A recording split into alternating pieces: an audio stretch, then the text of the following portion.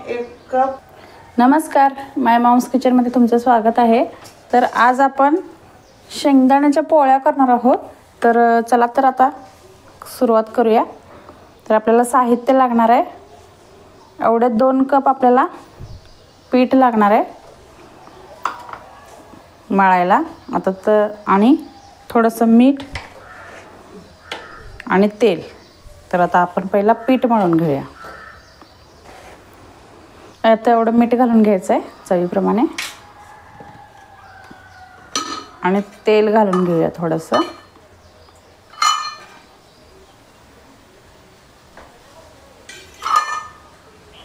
आता हलक्या हाताने पीठ मळून घेऊया.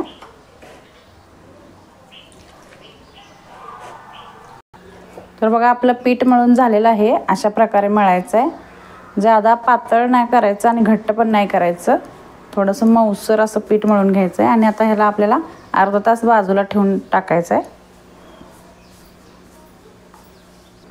आता 1 कप शेंगदाणे लागणार आहेत आपल्याला आणि एवढंच कप आपल्याला गूळ घ्यायचा आहे. आता शेंगदाणे छानपैकी खरपूस भाजून घ्यायचे आहेत आपल्याला बारीक गॅसवर. चला तर आता आपण पहिलं शेंगदाणे भाजून घेऊया. तर आता शेंगदाणे भाजून घेऊया आपण छानपैकी.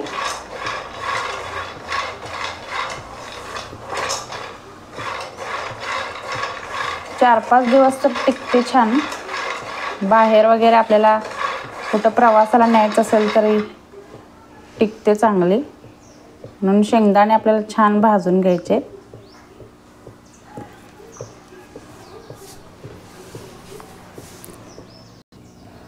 तर बघा आपले शेंगदाणे असे साली निघायला लागतात. आता छानपैकी खरपूस भाजून झालेले आहेत आणि मी याची साल नाही काढत कारण हे पौष्टिक असते म्हणून मी सालीसकटच कूट करून घेते.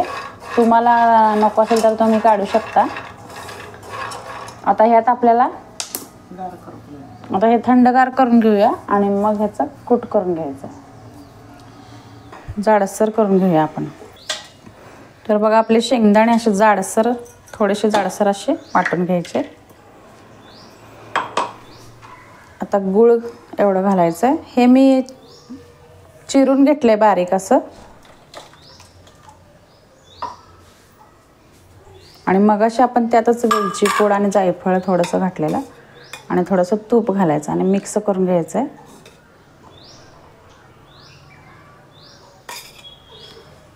2 चमचे तूप घातलंय मी. आता ह्याला पण छानपैकी मिक्स करून घेऊया. आता असं छानपैकी मिक्स करून घेऊया. थोडं थोडं घेऊन आता मिक्सरमध्ये फिरवून घेऊया. असं पूर्ण मिक्स केलंय.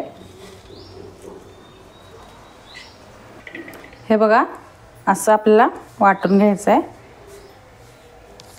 पूर्णासारखं झालंय आता हे. असा गोळा होतोय बरोबर. आता आपल्याला सगळं असंच करून घेऊया बारीक करून. तर बघा आपलं सगळं असं झालेलं आहे बारीक करून. तर असं करून असं हे करून आपण लाडू पण लहान मुलांना करू शकतो. गोळा पण तयार होतोय छानपैकी आणि हे पूर्णासारखं झालंय. आणि तुम्हाला आता कुठंतरी जायचं असेल आणि आयत्या वेळेला जर पोळ्या करायचं मनात आलं ना तर तुम्ही असं करून डब्यात ठेवू शकताय आणि फक्त पीठ मळायचं आहे आपल्याला आणि लगेच आपले मग पोळे आपण करू शकतोय. तर बघा किती छान पद्धतीने व्हायला लागलेत हे.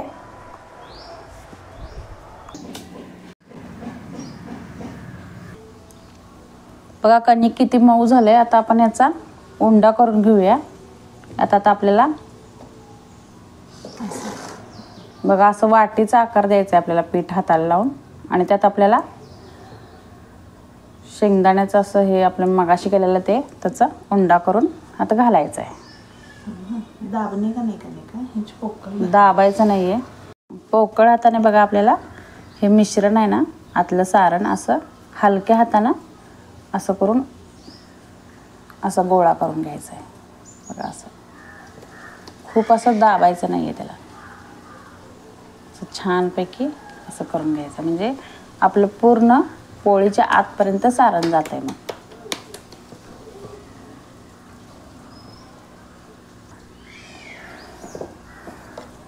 आता पोळी लाटून घेऊया आपण.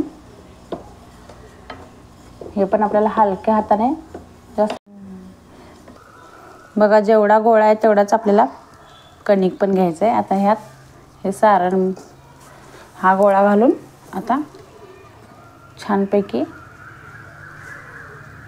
हलक्या हाताने गोळा करून घेऊया. आणि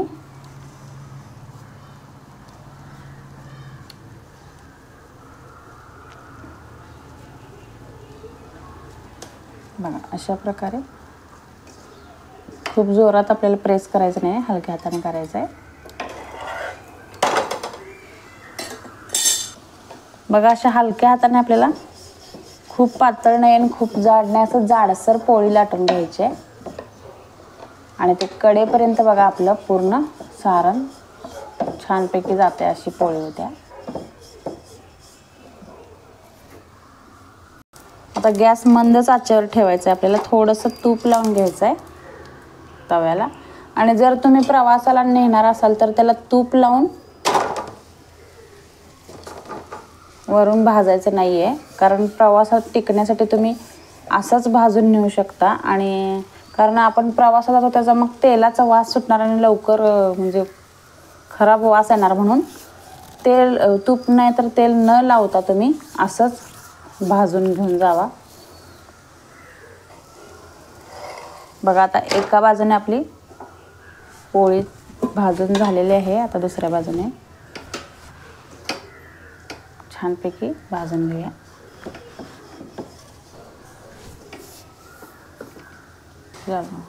आता वरून थोडंसं तूप लावून घेऊया.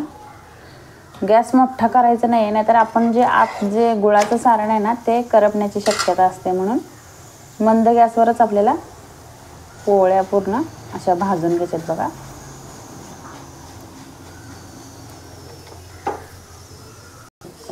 बघा आपली पोळी कसली मस्त झाली, आता पूर्ण आतपर्यंत जाऊन फुगली. आता ती छान दिसायला लागल्या खूप.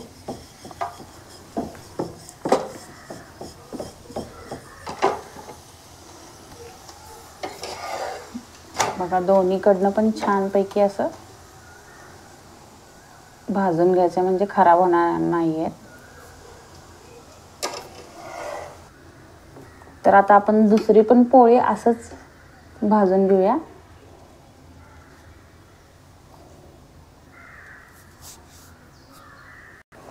बघा आपली दुसरी पोळी पण मस्त झाली. आता ह्याला पण छानपैकी तूप लावून,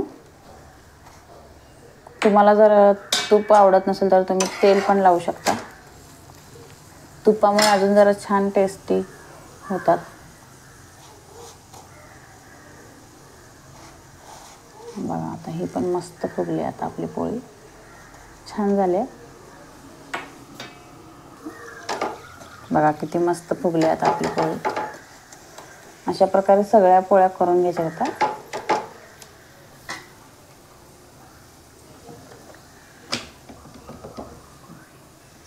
तर बघा आपली मस्तपैकी पोळी तयार झाली. आता या तुम्ही पण खायला तूप लावलेली मस्त पोळी छान दिसते खूप. थोडंसं बघा आता आपली ही पण पोळी किती मस्त फुगली. आता मी ज्या सांगितल्या त्या ट्रिक्समुळे केला ना तुम्ही, तर आपल्या पोळ्या अशा आतपर्यंत पूर्ण आपलं पुरण जाऊन, शेंगदाण्याचं पुरण जाऊन छान होतात पोळ्या. मग त्यामुळं अशा प्रकारे तुम्ही नक्की ट्राय करून बघा.